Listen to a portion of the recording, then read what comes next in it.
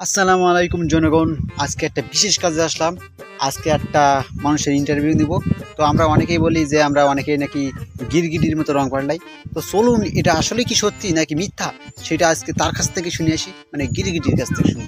চলুন আমাদের সামনে নিয়ে যায় তার সাথে। সে কিন্তু একটা মহিলা, আর মহিলার সাথে ভালোভাবে ইন্টারভিউ নিতে হবে, না তো সমস্যা হচ্ছে। ভাই রাখেন রাখেন রাখেন, এই আপু আপু আপু আপু 1 মিনিট, আপু 1 মিনিট, রাখেন রাখেন, চুপ চুপ চুপ। হ্যাঁ এই তো শোনেন, আমরা একটা ইন্টারভিউ নিব আপনার কাছে।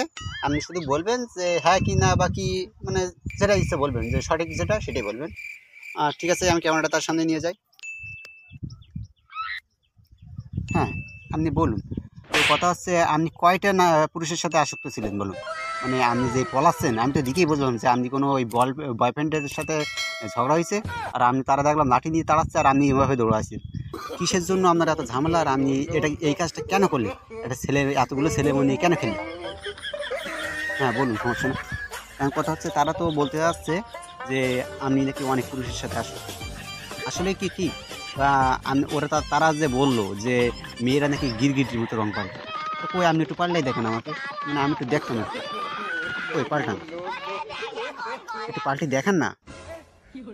ও আপনি যদি হাঁপাই গেছেন, সমস্যা না। আমার পেটে কি ভাই বাচ্চা টাচ্চা আছে?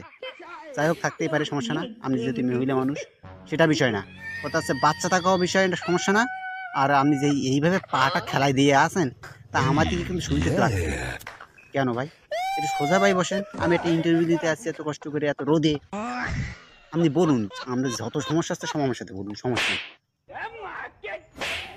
যাই হোক, আপনি বলবেন না, বুঝতে পেরেছি, কারণ আপনার সব গোপন তথ্য। এখন যাই হোক, আমার একটাই কথা, অনেক মানুষ বলে যে গিরগিটির রং পাল্টায়। আসলে কি পাল্টাই নাকি পাল্টাই না, এটা একটু আমি A দেখবো। few তো moments আপনি এখন later, একটু দেখান 2,000 years please later, please. one eternity later. না, আপনি রাগ করেছে। তো ইন্টারভিউ নিয়ে কিন্তু তার কাছে বেশি কিছু জানতে পারি নাই।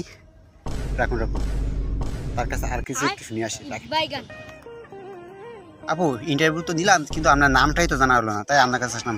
আপনি প্লিজ একটু আপনার নামটা বলুন। হ্যাঁ, আপনার নামটা একটু বলুন প্লিজ। বলবো না।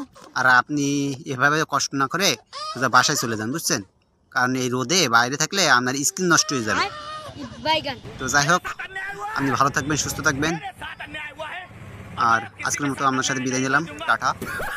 তো আজকের ইন্টারভিউ এই পর্যন্তই। সবাই ভালো থাকবেন, সুস্থ থাকবেন। আর একটা কথা, আপুটার জন্য দোয়া করবেন। টাটা।